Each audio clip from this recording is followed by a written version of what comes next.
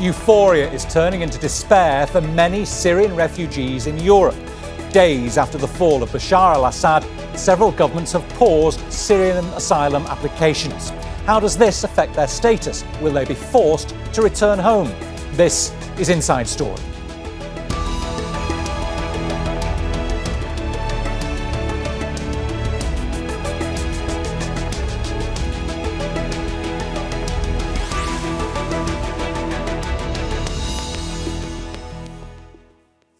Hello, welcome to the programme. I'm Bernard Smith.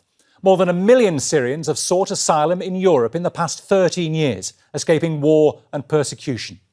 But the overthrow of Bashar al-Assad is raising questions over the future of about 100,000 refugees. At least 16 countries have put a hold on new and under process asylum applications from Syrians. What triggered this radical decision? Do European governments believe Syria is safe for refugees to return? And if they do choose to go home, what lies in store? We'll discuss these issues with our panel, but first this report by Sarah Gill. Syrians say they are finally free. And this is what freedom sounds like.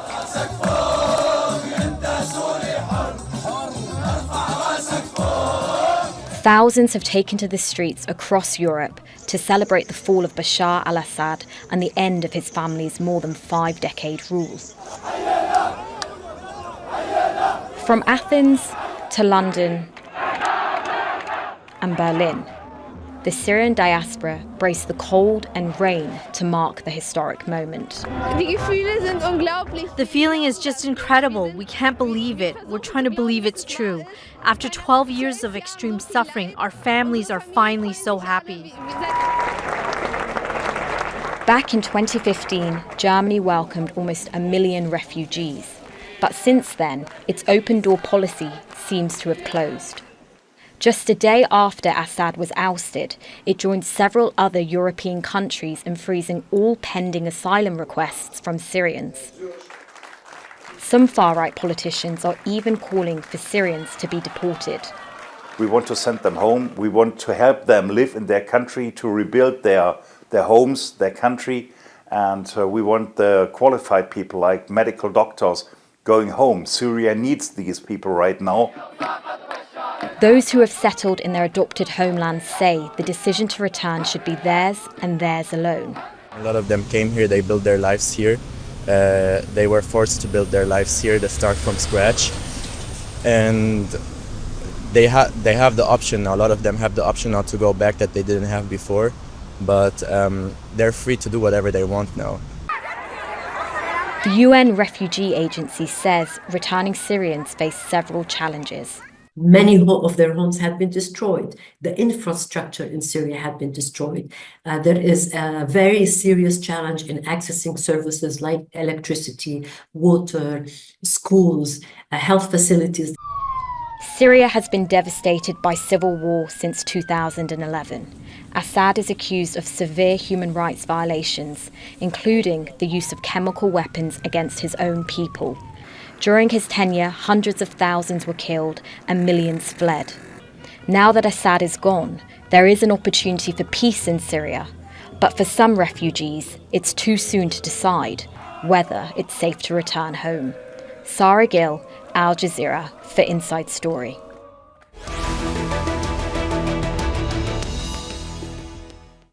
Let's bring in our guests. From the West Midlands in the UK, we're joined by Louise Calvey, the Executive Director of asylum rights charity Asylum Matters. In Paris is Bushra Alzoubi, a Syrian refugee and human rights activist. And in London is Daniel Sohege, a specialist in international refugee law and protection. Welcome to you all to Inside Story. Daniel, I'll start with you. This decision by many European countries to suspend asylum applications by Syrians happened very quickly. Why the haste? Well, the haste is really based down to political circumstance. If you look at, it was a snowball effect of first one country, then another, very, very quickly, one after the other. But it's an attempt to forestall some right-wing elements and anti-asylum elements in the countries. and a way to really, it's that political pressure on them rather than looking at it from a practical or even legal standpoint. Louise, what do you think is behind this speedy decision by these European countries?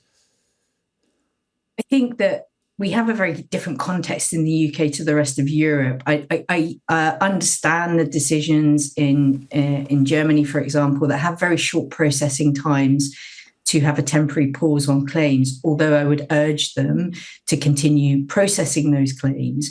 In the UK, we have a significant asylum backlog. We have Syrians waiting in the asylum system that have been waiting 3-4 years.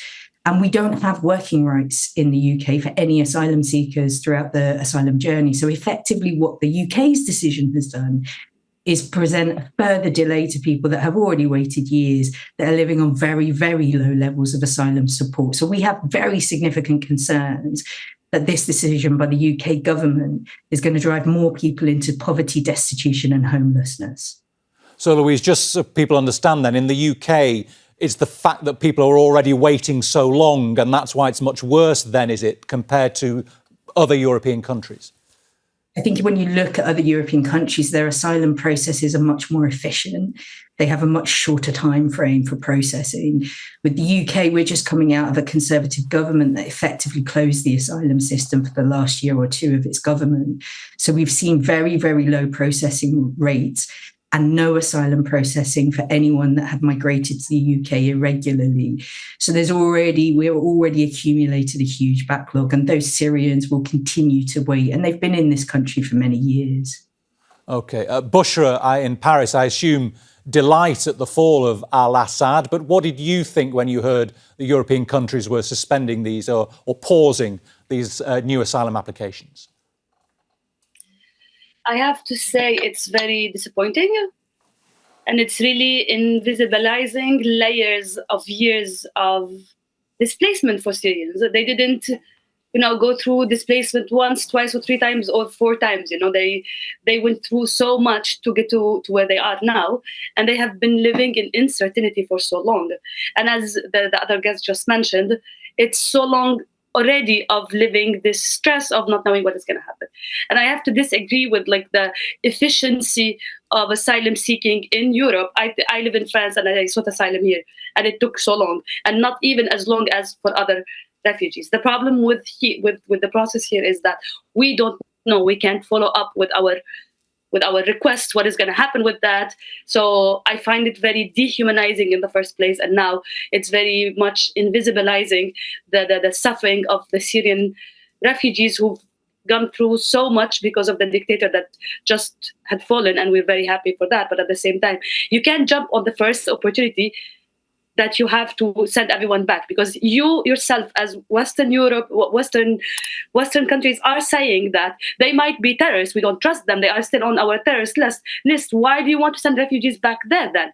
And then, as was mentioned before in the reportage, we don't have infrastructure, we don't have education, we don't have health. And now we see that in the east of Syria, a lot of NGOs are being evacuated because of clashes. So the future is uncertain, and we can't rush and haste to making this decision. It's very disappointing. Bushra, just quickly help us understand your personal asylum process, how long it took, and whether you find it typical for other Syrians you've been working with since then. Yes, I have been working with Syrians who seek asylum. I myself sought asylum, and I studied the process of seeking asylum. My asylum personally took, I think, at least 2 years to get all my papers done, and let alone the whole stressful process of not knowing when your interview is, who's going to interview you, to know your life story, and if you are convincing or not, and then you do the appeal, and you go through so much at the end to get some stability, some sort of stability after so much of suffering. A lot of people I know, they arrived at the time of COVID, which is not only the fault of the government, but also I think it's the fault of the circumstances, but also it's just dehumanizing to let people wait for 4 years with only a récépissé, which is a paper that allows you to stay in France, but never to move around. So I think, I have seen people wait for so long. And I have seen also institutions prioritizing different asylums to others because of different political circumstances.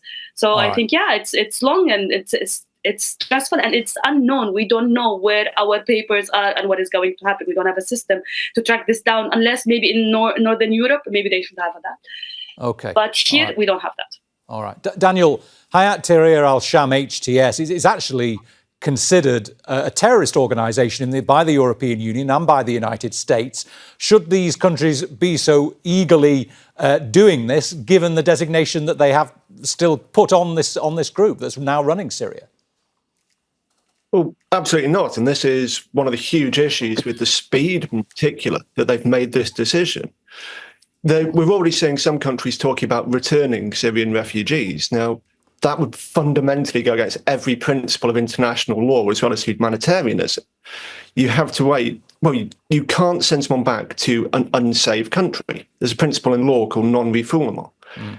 We do not know what's going to happen in Syria. Nobody knows what's going to happen in Syria at this stage. And it will take years for things to settle down because, as Bushra said, the infrastructure alone has been decimated during the course of the conflict. So what we're seeing with all this talk about, we're going to suspend applications, we're going to potentially start returns, is a fundamental issue with states saying, well, we're not paying attention to the laws we have agreed to.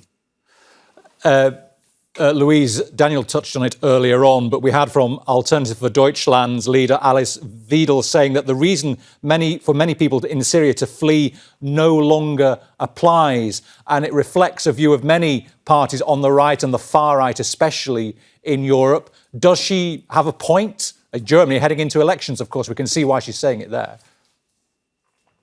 Yeah, I think that it's far, far too early for us to have any sense of safety for the people of Syria.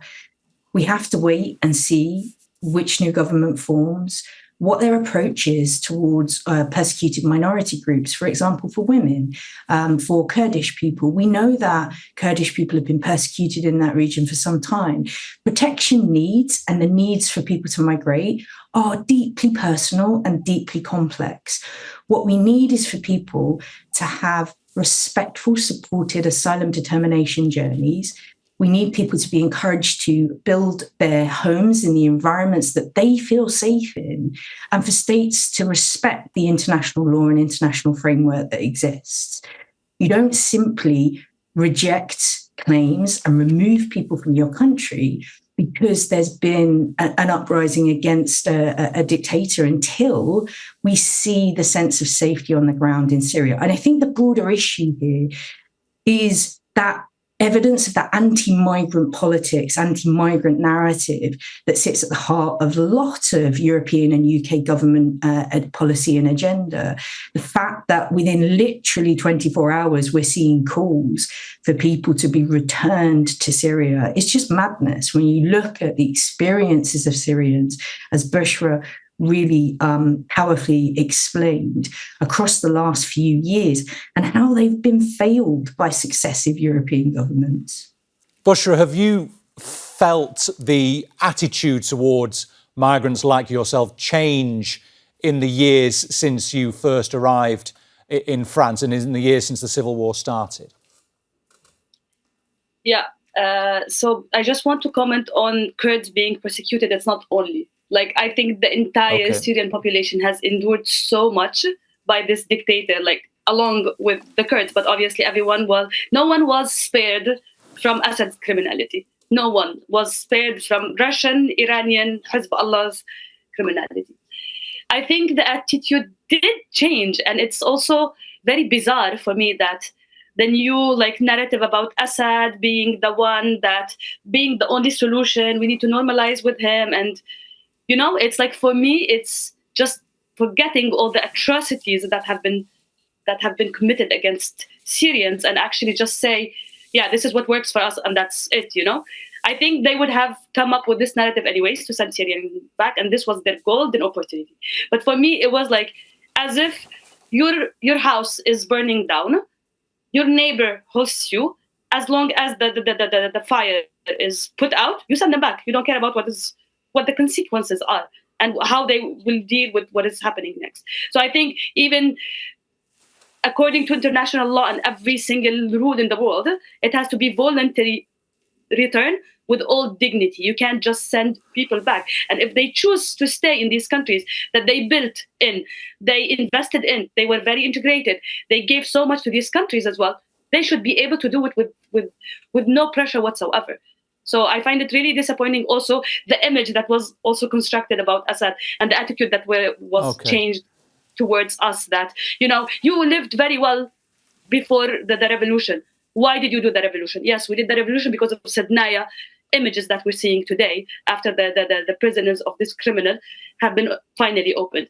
Assad always told us whoever goes to these prisoners would never see the light of sun again. But they did see the light of the sun again. Yes, they stripped away their soul, but we were able to actually bring them out of prisons and show the world the criminality and the atrocities that are not even imaginable that Assad have done to us throughout 54 years, along with his father. The attitude changed, and it will continue to change because they take us as a burden. But we all know that Syrians have invested in Europe, and that they are really a big part of a lot of economies around the world, neighboring countries, including Europe as well. But for the future, Bushra, just let me ask you this about your impressions first of HTS. I mean, Abu Mohammed al-Julani, he's its leader. He's sort of been on something of a charm offensive. He's said that there must be legal frameworks that protect and ensure the rights of all, not a system that serves one sect. What are your first impressions about what HTS promises? Yeah, I think I can talk about this for so long. First, the first fact is that as Syrians, we don't need to be in the place of justifying ourselves over and over and invisibilizing the other Syrians that are part of this victory. For me, it's not only HTS, it's not only about al-Julani.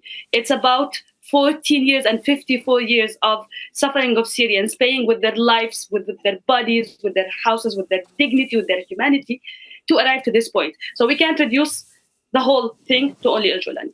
But if you want me to answer your question, I think yesterday the special envoy to the UN in Syria said it, and I agree with him. We have only seen positive messages from HTS and the other factions for now. They arrived to liberate cities in a pacific way, which was exactly the objective of our revolution. So I think everyone was tired and everyone was very happy to see that it happened with no atrocities, with no bloodshed. Mm-hmm. So I think for now, I can't know, no one can know what will happen. But at least as Syrians, I think the thing that really recomforts us the most is that we have options, we have scenarios. The biggest parasite of human history and one of the biggest dictators of our times is gone. And now we can think of a transitional period, transitional politics. We can think of including everyone. And I don't think we have to think about that. It should be a given that this will happen. But now I see at least the light at the end of the tunnel. With Assad, this was not happening. It was stagnant, and everyone was going back to normalize with his narco-trafficking state. So now, things will change, and we don't know. I can't give any guarantee for that. All right, thank you, Daniel. Well, we hear Bushra's passion there and enthusiasm for the future. But when someone applies for asylum, let's get back to the individuals that we're talking about here. What are the criteria on what their application is judged? Just help us understand that first. So the main criteria for an asylum application is a well-founded fear. And what we're seeing at the moment is we're saying, well, Bashar al-Assad's gone, therefore that fear's gone. That's not how this works. Fear stays for a long period of time, and each individual case has to be treated under international law on its own individual merits. You can't do a blanket ban, say, this nationality, we will not process any applications. Now, what we're seeing at the moment is states trying to get around that by saying it's a temporary pause. But in effect, it is a full ban. Now, that well-founded fear for a lot of people has not changed. The situation is still unstable.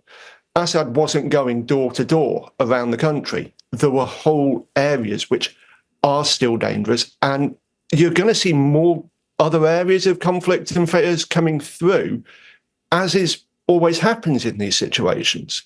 So what states have to be doing is looking at the initial claim that was put in, but also how the circumstances have changed and how people are still feeling.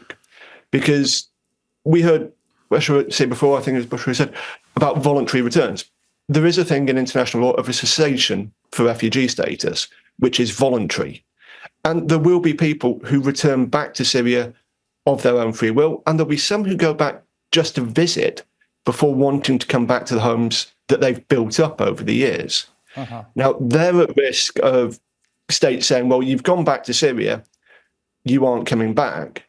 But even international law recognises compelling reasons, of which the PTSD of the fear that people have felt, lingering and carrying on, preventing them being able to feel safe permanently in a country. And that's what needs to be factored into these asylum claims. Louise, I can see you nodding away there. Can I also add, can you designate, or will governments try and designate a part of a country as safe to go back to? Might they try and say, you can go to the east, it's safer than it is in the north, that sort of thing? Certainly they can try to do that, and we've seen that certainly within the UK asylum process. We saw that most recently and most typically in Afghanistan, previous to the fall of the coalition over there, and before the fall of Kabul to the Taliban. We saw member states say, well, the Taliban's prevalent in this region, but you can relocate to another region of that country. What this all boils down to is states playing, to be honest, fast and loose with the fundamental terms of the Refugee Convention and the need for people to seek sanctuary. If you don't honour people's individual sense of why they need to be in another country, all that you do, if you try and shut the door on them, all that you do is further feed irregular migration flows, and you trap people into really dangerous situations, as we've seen throughout Europe. Europe does have very high levels of irregular migration. And if we see member states start to try and slam the door in the Syrians' people's faces, you will see much higher levels of irregular migration. Ultimately, if people don't feel safe to return to Syria and they're forced to return, they will simply remigrate. And then you're going to see even bigger migration flows. Hostile border policies drive irregular migration. There is an absolute causal link there. As member states, what we need to be doing is saying, let's take a step back, let's talk to people, let's understand where they need to be, and let's make that safe and sustainable for them. And then you have good, managed, safe migration pathways for people. I really worry that by taking these really pernicious and hostile steps towards Syrians, at what should be a moment of reflection, celebration within the Syrian communities and diaspora groups, and now we're seeing a lot of fear within those groups that they're going to lose their home in the UK, in Germany, in other countries, and be forced back to a country that doesn't have good healthcare systems, the infrastructure around that, their houses may have been destroyed. They're not going to be able to sustain that return, and then that will then trickle through into a further irregularised routes. But just quickly, Louise, the arguments that you lay out there, you have a very hard time making those, persuading a lot of the European electorates of the validity of your arguments, don't you, at the moment? That's the problem. We do, very sadly. I think that, and I guess I mentioned it earlier, there is a real anti-migrant narrative that has gripped a lot of European governments and the UK government. We're seeing that in parts of North America as well. That link is there. We know that hostile border policies drive irregular migration. Irregular migration is a symptom of closed border regimes. The more you close your border, the more hostile you make your environment towards people that are migrating, the more you will drive continued cycles of remigration. And that's something that should concern us all. All right. And Daniel, what indications are you looking for that Syria would be a safe country to go back to? Well, it needs stability in the government. It needs stability in infrastructure, stability including healthcare, education. We need to be ensuring that within communities there aren't reprisals or people trying to take out old grudges. What's known as a durable solution, that's what you always look for in a refugee situation. It takes years to come about. So we're looking for long-term demonstration that it is a genuinely safe place. and that people in themselves feel safe going back. I said that the lingering effects of PTSD, well-founded fear that people have, last for years and years. So we need to be looking at how people feel in themselves. Do they feel safe enough to go back? And it's not down to states to tell them that they are safe. It's down to their personal feelings. And that is going to take a very long time. That's why making a decision within 24, 48 hours to suspend applications doesn't just pose legal risks for this, but also a genuine undermining of the whole of the international refugee order, because it doesn't take into account why people are seeking asylum in the first place and the long-term needs for that asylum, even after a situation has changed in a dramatic effect, as it has here. Bushra, I'll just wrap up with you, if I may. I mean, has anybody told you what life in Idlib was like under Hayat Tahrir al-Sham? Can you draw any conclusions from how life was there as how it might be in the rest of Damascus? Because these will be the excuses that European policymakers look for. So I think something that no one can deny, under the HTS and under all the other factions, under the Kurds as well, we had a lot of violations. But for me, again, it's not comparable to Assad. And I want to lay out something that is very important. I am not saying that I know for sure that it's going to be better. I know for sure what is going to happen. I'm just saying that it's for sure better than Assad, but then what will happen next is very unknown. And also just talking about the assurances we need to go back as well. It's, yeah, again, there is the infrastructure, but at the same time, the smooth political democratic rule of Syria. I don't think people who paid with their lives for 14 years are willing to give this up now. So I think they will work hard, but then if there are obstacles, they should be able to decide for themselves to go back or not. But also under international law, you have to in order to grant asylum to someone, you have to study it case by case, but also for the return. It has to be individual. You can't send people in mass like this back. No, it has to also be studied. So you have to be coherent. So I don't think this is a good argument for them to say, yes, HTS was good at that point, and now we can send them back to their control. I don't think so. And I don't think it's only HTS. Now, even the civil society is involved. A lot of people are involved in the next step, but it takes so much time to assure people that this is good and it's going to look different. And just personally for me, I would love to go back to Syria. I would love to invest what I learned and what I acquired throughout my journey since I left Syria, so that we can look for transition as justice, we can hold criminals accountable, we can document all violations of human rights. But at the same time, I need assurances and insurances that I would be able to move around and come out of the country and just like come back to the life that I built outside of Syria. So yeah, we need guarantees, and it takes time. You can send me back now if I don't want to. All right. Well, we're out of time, unfortunately, but thanks to all our guests, to Louise Calvey, to Bushra Alzoubi and to Daniel Sohege. And thank you too for watching. You can see the programme again anytime by visiting our website aljazeera.com. And for further discussion, go to our Facebook page. That's facebook.com/AJ Inside Story. You can also join the conversation on X. We are at AJ Inside Story. From me, Bernard Smith, and the whole team here, bye for now.